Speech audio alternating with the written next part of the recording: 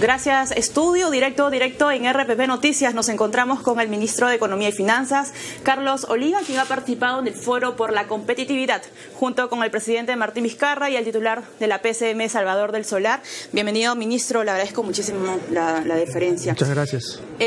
Empecemos con un tema que ha generado bastante alarma en la sociedad. Más de 700 neonatos han fallecido, ministro, en lo que va del año, y en Lambayeque por lo menos al mes mueren 5 recién nacidos por falta de incubadora. ¿Qué sucede con la distribución del presupuesto, ministro? Esto es lo que, digamos, nos alarma un poco. Sí, bueno, sobre eso en particular la ministra me parece que ya ha dado las explicaciones del caso. Lo que ella ha manifestado es que esto no es necesariamente un problema de presupuestos, sino es un tema de gestión pública. Ejecución de presupuestos. Exactamente, y en ese sentido la responsabilidad, digamos, recae en los mismos hospitales, pero naturalmente nosotros también tenemos que dar el apoyo y la asistencia técnica del caso para que se puedan ejecutar correctamente estos presupuestos. ¿Y este apoyo ha existido? Sí, por supuesto, existe, pero bueno, nosotros tenemos un país muy amplio, muy diverso, estamos haciendo el mejor de los esfuerzos por dar esta asistencia técnica. Es muy lamentable lo que ha sucedido.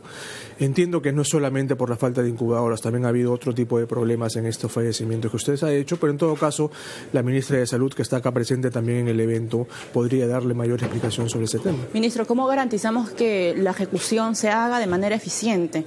Porque me parece que el sector público, la inversión en el sector público no llega al 30%. Ha superado el 30%, estamos en un 35% más o menos. ¿No es lo ideal esta cifra? Definitivamente es uno de los retos que tenemos como Estado en general. Acá estamos hablando de los 3 niveles de gobierno y necesariamente tenemos que mejorar el servicio civil, y esto es algo que desde el inicio del gobierno del presidente Vizcarra hemos venido impulsando. ¿Cómo hacemos para hacer una carrera pública, para mejorar el servicio civil, para tener mejores gerentes, personas más capacitadas? Ese es el tema de fondo estructural en el sector público peruano. ¿No hay un personal capacitado en los entes del sector público? Necesitamos más personal capacitado, definitivamente. ¿Hay un déficit? Definitivamente hay un déficit. ¿De cuánto estamos hablando, ministro? Bueno, nosotros tenemos en el sector público más o menos 1.400.000, 1.500.000 personas. Podría ser una cifra, digamos, adecuada. El tema es que tenemos que mejorar la capacidad de ese 1,5 millones de personas.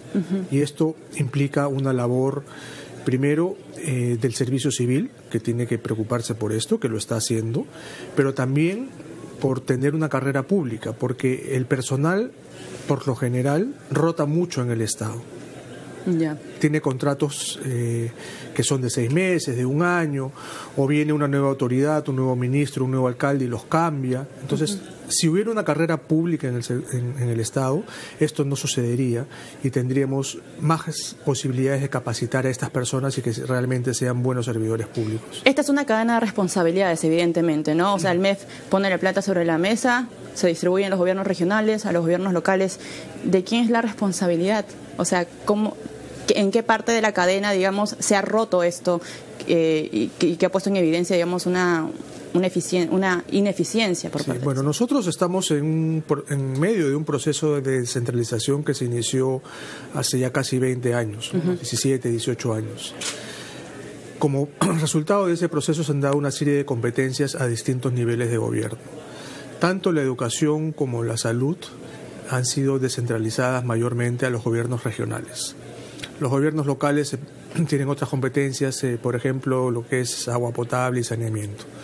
Entonces, este proceso de descentralización es el que tiene que revisarse, porque definitivamente este problema de la rotación de personal, por ejemplo, que se lo menciono, si bien sucede en los ministerios, es mucho más latente en los gobiernos regionales. Cada vez que entra un gobernador hay demasiados cambios. ¿Por qué? Porque no hay una carrera pública, no hay funcionarios de carrera que estén allí en estos gobiernos regionales. ¿Debería revisar las facultades que tenía antes el gobierno central en materia de salud y educación? No, yo creo que revertir el proceso no es lo conveniente. Lo conveniente en este caso es consolidar el proceso.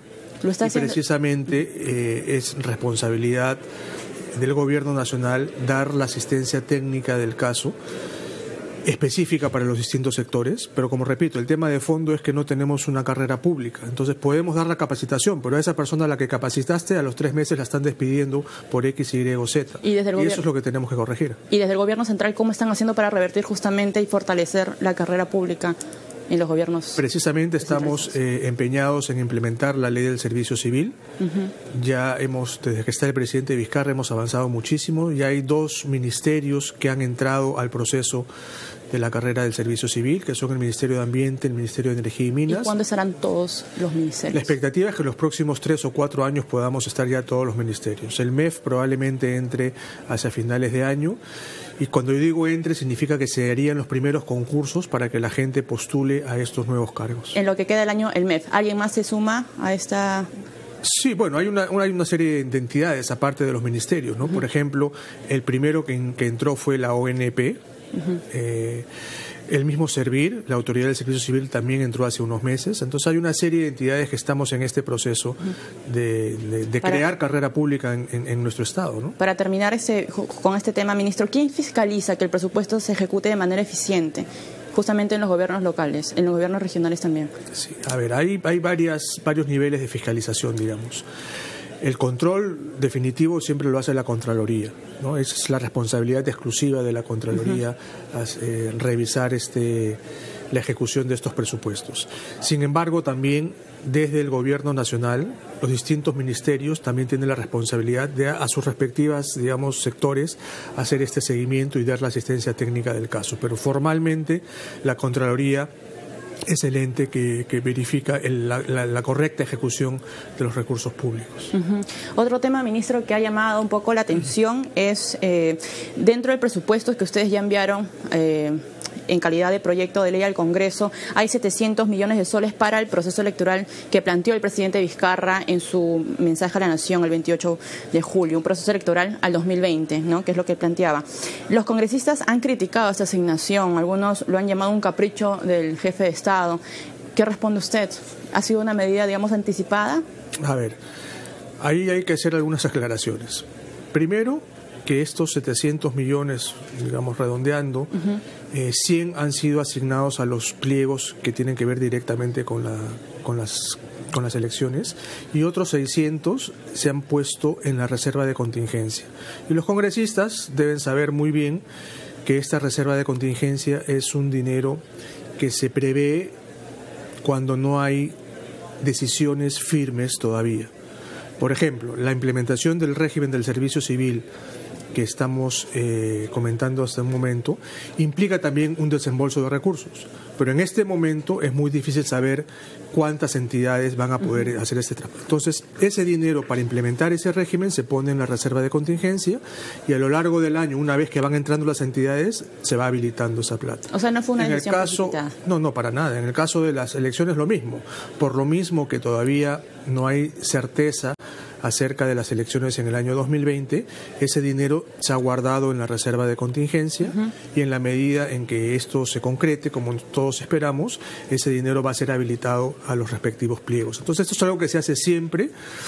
Entonces no entiendo la verdad por qué estaría llamando la atención, y tampoco es un gasto extra, digamos, porque es un gasto que se hace en el 20 o se hace en el 21, es un gasto que se tiene que hacer, se hace todos los años. En el año 2016 se gastaron también cerca de 650 millones de soles en las elecciones. Habían menos electores, ahora hay más, es por eso que estamos calculando una cifra cercana a los 700. ¿Por qué se ha aumentado el presupuesto del Congreso, ministro? El presupuesto del Congreso casi siempre aumenta, pero el que toma la decisión final de cuál es el monto es el mismo Congreso.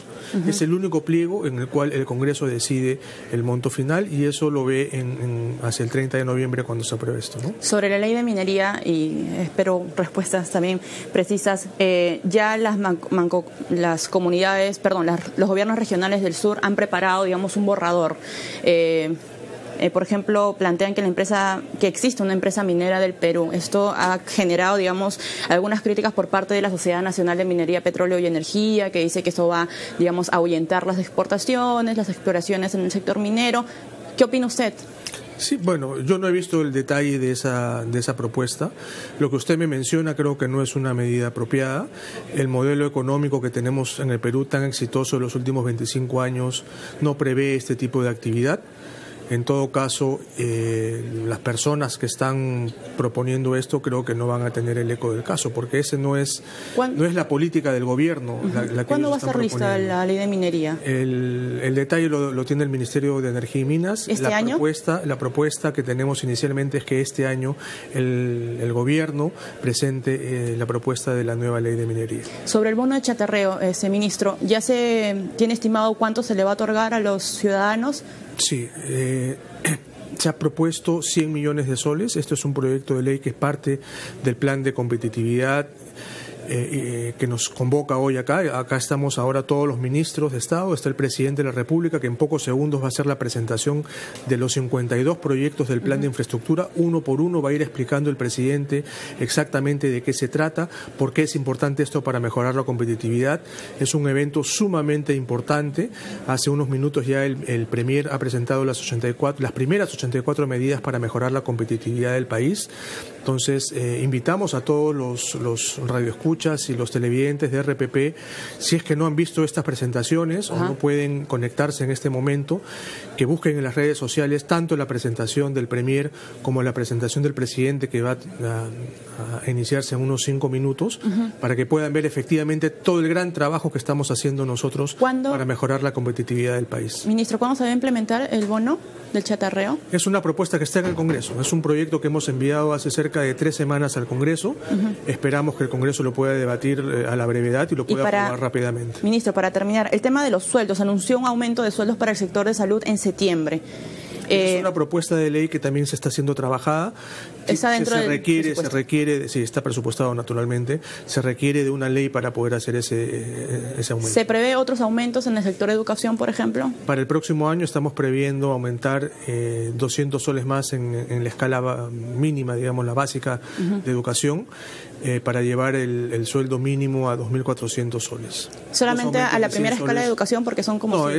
Digamos, este es el básico y todo lo demás se mueve 200 consecuentemente. Sí. Y para terminar, para cerrar la entrevista, ¿y están evaluando aumentar el sueldo mínimo de 930, ministro? Eso está en el marco del Consejo Nacional de Trabajo, es una propuesta, se está terminando la metodología para hacer este tipo de aumentos, y seguramente cuando terminemos con la metodología vamos a tomar la decisión final. ¿Cuándo van a terminar con esta metodología? En este semestre también. Ok, o sea, el otro año sí vamos a tener, digamos, el panorama más claro. Exactamente. Sobre si va a haber un aumento. Así es. Ok. Bueno, fueron las declaraciones del ministro de Economía y Finanzas, Carlos Oliva, para RPP Noticias.